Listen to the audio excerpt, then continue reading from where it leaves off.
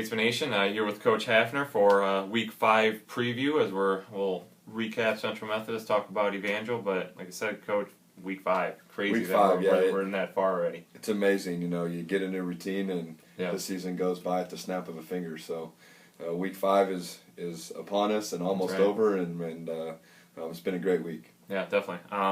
Let's recap Central Methodist quick. A slow start turned into a blowout when it's all said and done. Like we were hoping to get a little bit easier game, get some of those second, third stringers in there, and it worked out well. Got the victory, and we're rolling now.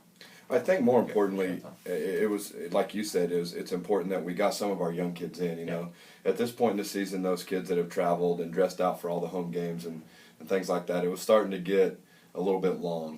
Because a lot of them weren't playing in any JV games, and so they were getting a little restless. So it was really nice to be able to get them, about a quarter and a half worth of playing time on Saturday, and they played really well, which makes things even better. Yeah, definitely. Talk about the halftime talk that you guys had, because I'm sure it was a little, not really animated, but I'm sure it was animated to the point of, come on, guys. Right. This we're better than this. I think what happened was they scored right away. They got a little bit of confidence, and they started chirping in our ear a little bit, and our guys didn't handle it very well. Right. They didn't handle it like a championship team should, and they started going with the back and forth, and more at halftime than anything else was, let's just go be us. Right. Okay, that's not who we are. We're not the team that goes out and likes to talk a lot and do all those things. Right. Let's just go play. Our kids responded to that very well. They knew that it wasn't working for them, and it wasn't who we were, and so in the end, it's just one of those things that it was more, let's just get back focused on what we need to do and go play the game, and they did and took care of business. Yeah, defensively especially, talk about, everything was clicking, but everything was clicking everywhere, even special teams. You got a block punt for a safety. So everybody, it wasn't just that one group took that to heart. Everybody decided we're going to step it up. Well, and that's exactly right. And it was Keep going. one of those things that we really had a great week of practice in all areas. We really felt that we had a great plan going into the game, and after our kids settled down and after the first or second or third play of the game when they scored, our defense really just dominated the game. And, we didn't cause a bunch of turnovers, but they punted a lot, and it gave us an opportunity. And Van Parker came up with a big block, and Kevin Schrager came up with a big block on a field goal, and so we had it clicking in all aspects of the game once we got rolling. Yeah, definitely. All right, switching gears right to Evangel. They're a team that they've had some good results. They played Benedictine close to start the year, beat Peru State, who last week beat Missouri Valley. So it's one of those situations of, twofold here. Obviously, there's a lot of good teams there, and anybody can beat anybody, it really looks like. Right. And Evangel's had some good games. They've played well. They're coming off a big win against Culver Stockton. Obviously, not one of the stronger teams in the league, but they look to be a team that does things pretty well. They do, and the thing that we're noticing about the teams in this conference compared to the last conference is that these teams, top to bottom, are all well coached, and they all play extremely hard. Right. It's a little bit different, and you don't see teams just chucking it all over the field and doing some of those things. They're very well coached. They get lined up. They don't do a lot of things too fancy. They're not going to try and trick you a whole lot. Sure. And honestly, that's the easy part, and the hard part about preparing for games is you pretty much know going in what you're going to get. Right. But if you don't execute what you're doing and you don't play hard, you're going to get beat. Yeah. And so with our team, fortunately, with the experience that we have, our kids have really responded well to that. Sure.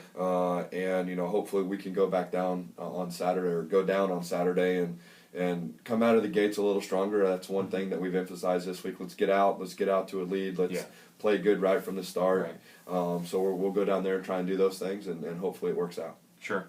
Anything in particular that you're keying up on this week? They look like they're a little bit stronger pass than they are than rush, but again, the numbers are, who knows, the first 4 weeks and what they'll decide to do against us. But anything that in particular that you're trying to maybe slow them down, and then conversely, obviously, anything that maybe we think we can do a little bit better?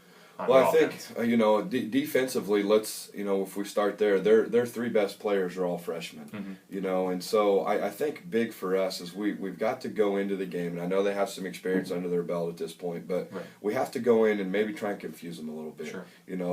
Let's show them some different alignments. Let's blitz from different places. Let's do some different things to try and confuse them, with our scheme, we sure can do that because we can put multiple guys in multiple spots and feel really good about that. Sure. So that's kind of what we're going to try and do early to them to see what we can do to make them adjust.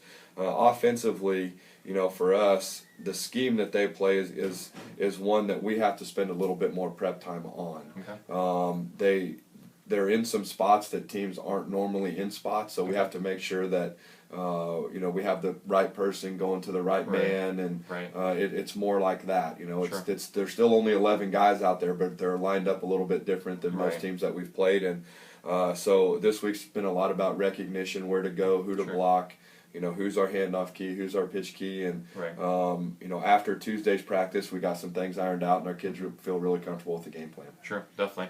And I guess finally, this is the longest trip of the year, but it's not, fortunately for us, not like the old long trips we had with the crossovers and the MSFA. 6 hours, you guys are leaving tomorrow, getting a nice probably a little practice in when you're down there, and be prepared for Saturday night.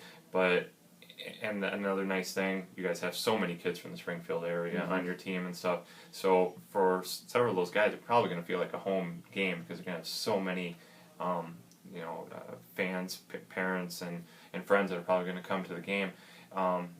Again, talk two things: the long trip, but also the fact that we have traveled so well that it's going to feel like a home game. Well, the long trip is one thing. All of these kids that have been playing, we said 6 hours was our longest trip, and they were like, "Oh man, that's all." That's awesome. So the bus trip is really a non-issue to us. We will drive down and find a place to practice, a local high school. As a matter of fact, Ozark High School is where we're going to go, where some of our kids are from. 20 kids, so we're going to be able to practice on their game field. We only practice for 45 minutes or so anyway. So go through a walkthrough, and then as far as our kids playing in front of their friends and family and things like that, these kids have been looking forward to this day since the Heart of America, since we determined we were going to go play in the Heart of America, and we were going to go to travel to Evangel.